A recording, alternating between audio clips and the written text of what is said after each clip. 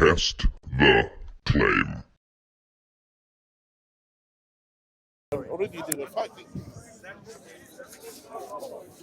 So I read a small article, I forgot what it's called, but I can send it to you. But basically, the guy talks about, I'm sure you heard of this hoax, this idea of ancient Greece was used to be this gay haven, right? That everyone in ancient Greece was, My Greek friends won't thank me for agreeing with you. Sorry? I said my Greek friends won't thank me for agreeing with you on that. So you agree with that? Yeah, why Do you agree not? with the hoax, or do you believe that was actuality? Because like, I actually dissected, Greek culture. He looked at the vases, he looked at all the claims as to why Greek society was, full of pedophilia and so on, right? And basically, a lot of it's based on mistranslation. The word eros. The word eros is a certain type of love, right? And the best I could describe eros is an intense feeling you can have.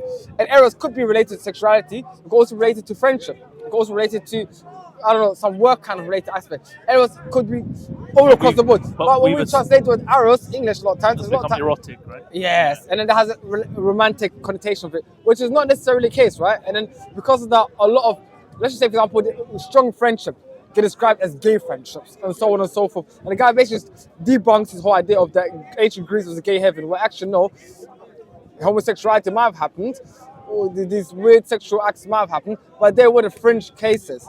And it's happening more towards the end than rather the middle. And if you look at Plato, if you look at Aristotle, even Alexander the Great, even Alexander had a husband. Alexander the Great. Well, I can round up what it will call Alexander the Great condemns it. Hephaestion, his general, by many was considered tantamount to his husband. Why? There's even a book. There's a book by. But why though? Did they have sex? I'll tell you. I'll answer. Because everyone talks about Plato or Socrates or these people, Alexander having these sexual relations with other men, right? And it all come out of, these inferences and impliances. But when every single one of them have in their works explicitly stated that they are not gay, that they think is immoral. Where is this explicit claim? Okay, let me show you some. So there's a while you look for that, there's a book by Mary Renault, which is like a semi. It's a fiction, but it's like semi-historical. Yeah. She wrote a book called The Persian Boy, and it depicts the life story of a Persian boy by the name of Bagoas, who was taken from his family at a very young age. He saw his family slayed. How's it going? Yeah, how's it going? Yeah, good. I've got a few questions, but we're just gonna. Go ahead. I've got a co-op. Yeah, tell me what. So Alexander the Great in the Philoxenus, when someone asked him about, I think the guy talking about his relationship with that person, as if he was involved. What's the name? Can I see? The Philoxenus, right? Can you see that? Oh, this one? Yeah, that's Alexander. I'm talking Alexander right now. No, Alexander. Xenophon. Look, his book, in the Philoxenus. Philoxenus. Okay. So when someone accused him of, asked him, inquired about his relationship with another man, as if they were having some gay reactions, he says, "You, foulest of all men, tell me when you've ever seen me involved in such dirty business." That is explicit condemnation. So let me give you more of this Mary Renault story. So she describes that so Alexander defeated Darius III, the Persian king. Darius III in this story, and I think that she bases her story on the writings of Herodotus. Darius III is killed by his own generals. They take the boy Bagoas, who was kept by Darius III. Darius III was famous for having a harem of one woman for every day of the year. Wow. However, amongst the harem, he kept a eunuch boy by the name of Bagoas, who at that point was like 8 or 9 years old, allegedly. When the generals when Darius III's generals killed him to gain favor with Alexander, they took the boy Bagoas and gave him to Alexander as a gift. Right. And he became a prized possession of Alexander. Right. And it's depicted it's a terrible movie, the movie Alexander that was made like 15 years ago. And the boy actually appears even in that movie. Right. So it confirmed to me that this was a well-known story. What's the name of is it Jared Leto who plays Hephaestion in that movie? So he's the character with whom Alexander is said to have had a almost marital relationship with, and there was some sort of jealousy between Hephaestion and Bagoas, this boy who was suddenly introduced into the harem of Alexander. Mary Renault describes them as having become friends, Bagoas and Hephaestion. But there's always been, as far as I'm aware, this underlying current or suggestion that Alexander was like fully on board with this kind of What you're thing. talking about right now is in ancient Greece and ancient Hellenic society, there used to be this institution called pedestry. Pedestry is when an older man go gets a younger boy, and where he would almost like train him up, he would give him wisdom, he would train him to be a virtuous man, teach him not to chase the meaningful things in life, and become a great man, right? And there's a whole institution which don't exist now, which is pedestry, right? That's one of the main things they actually did to make ancient Greece and Roman societies look gay. The suggestion that this pedestry relationship, which Socrates had, which all these people had, was based on sex, right? But in this book that I described, there is explicit descriptions of the sexual acts. By who? By Mary Renaud, who I believe is basing... Where did she get it from? I believe that she based her story on Herodotus, who was basically the historian of Alexander. Wait, it's like the grandfather of Greek history. I was going to say, Herodotus died way before Alexander came to existence. Herodotus is the grandfather of history, right? He predates Alexander. He does. And Socrates and all that. He's the father of history, Herodotus. So he predates him. So I could be making a mistake about who the historian is. That's the idea of pedestry, right? The institution which exists in ancient societies where elderly man would take young boys under the wing, where they try to train them up and teach them up, right? In the ways of virtues, has been misconstrued in a way that these were sexual relationships when they're not. It's all based on mistranslation of words like Eros and so on and so forth. That those relations were purely educational. That's where the word platonic love comes from. You know platonic love? Yeah. The idea of you may have platonic love. I love you as a brother, you love me, so on and so forth. But the platonic word has this implication of no sexual connotation, right? It's just strong love. That type of eros. I would argue based on modern sensibilities, on modern agendas and so forth. Do you know the story of Rumi and Shams? People have purposely misconstrued and misinterpreted words like eros to make such a institution like pedestry to be based on pedophilia when it's purely in the educational. So do you think that the Greeks got this reputation? How did they get this reputation? Do you think it was an intentional misrepresentation? Yeah. So for example, number one is there was some case of that kind of behavior happening, right? But once again, those cases were the fringe cases, right? Those were the exceptions, not the rule. I disagree with you. One of the strongest arguments... There is evidence for every single leader of that time. Look, I read the Symposium, right? Penguin Classic, right? Symposium of Plato. And Symposium is a bunch of rich men getting together and have discussions about philosophy, meaning of life. They got drinks and they got women and all kind of stuff, right? And when I read the Symposium, I was like, what the hell? They tried to make all of these look like they were gay.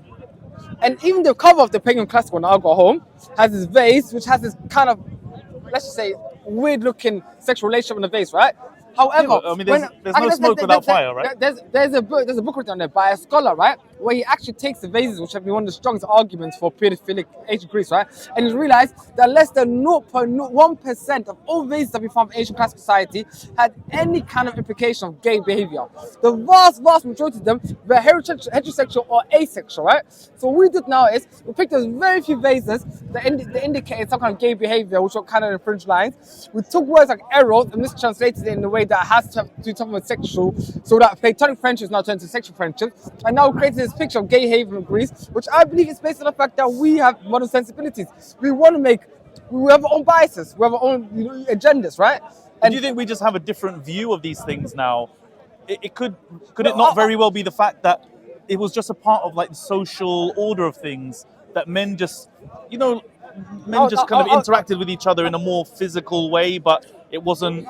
I would argue it's very, what's the word? And by the way, I apologize for the Herodotus thing. I was like 200 years off with that. Yeah. That's fine still. Yeah. But I would argue that today with our modern sensibilities, we are purposely taking data and misconstruing them to make it fit our narrative. Because if you look at people like Alexandria or Socrates and so on, we keep on trying to imply, that must have been a sexual relationship with a boy, or that must have been this, or that was that. When every single one of them, we have explicit quotes from their own works where they condemn, outlaw, and degenerate any gay behavior. But could it not be because they couldn't be open about it? So we got on one hand explicit statements of all those people where they explicitly say that they have nothing to do with behavior. They actually condemn it.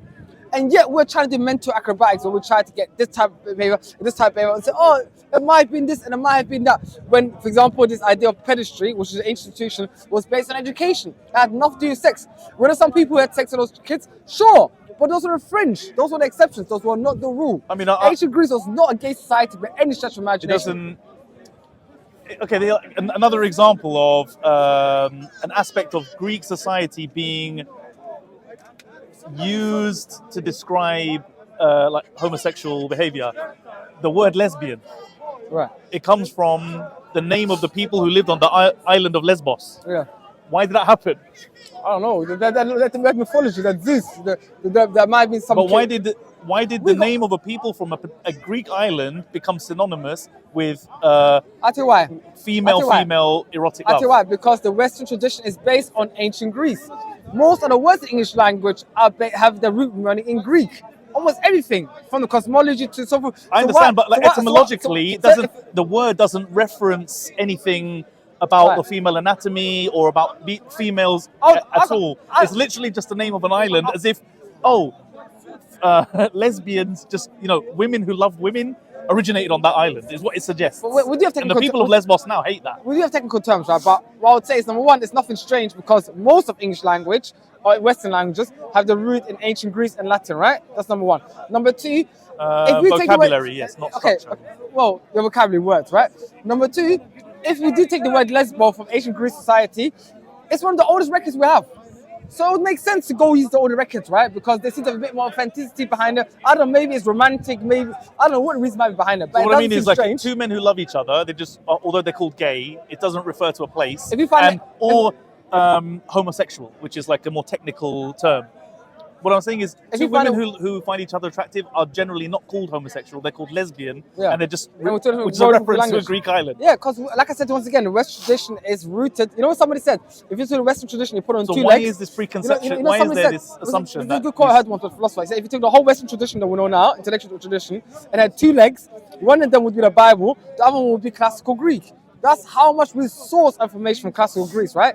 If you find the word Aiden in ancient Greek society, the real question is, if you where find- did the Greeks get it?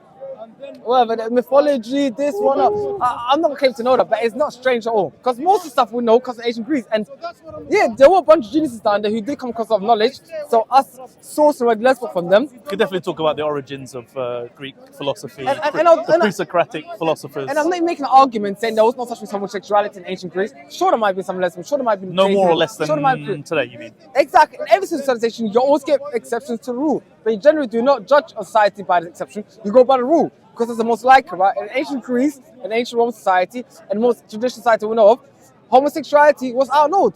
It was condemned. It was looked down upon. And some people places it was even punishable Well, with then death. it would be no surprise that these public figures would have said that they kind of That is considered it true. with revulsion. That is true. But now you've been a narrative. Thou dost is true. protest too much. That is true. I can't deny that. But you have to come up with more than that. As I say, there's usually no smoke without fire, but I'm sure the Greeks just got a bad rap in that sense. I don't know. I just think Apparently, the Greeks invented lipstick because when one kisses, the lips become engorged and redden, Right. and so to kind of transmit that idea to another person, they would just apply something that kind of replicated those conditions. That's believable. Yeah. But what I would say though is, I take what's clear over what's muddy, right? On the one hand, we've got the muddy interpretations of modern experts or scholars, right? Talking about ancient Greece being full of pedophilia and being a gay haven and whatnot. And then on the other hand, we've got the clear, explicit quotes from those individuals who condemn homosexuality. I take the clear over the muddy. Well, And I think that's rational. I wouldn't say that because X said he didn't do this thing, I wouldn't necessarily assume At it least was it true. shows it was unacceptable in It's society. definitely something we have to consider. At least, even if I was to take up on that and say, okay, Yeah, they're it doing would on the indicate slide, that, yeah. and they are hiding the camera. It wasn't out in the open. That's the Sure. more point to me. I'll take Even that. those few individuals were actually gays or taking part in the kind of things. The fact that they're condemning it shows that in that society, it was something that was not accepted. It was Yeah. something that's considered to be immoral. And that's the larger point I'm trying to get at. Even those few individuals were gay, it was not acceptable in ancient societies to be gay. And nowadays, It was frowned upon, but I think it was common. I don't know about that. I don't know. I'll take the frown upon though. Okay, we can shake on that. Definitely.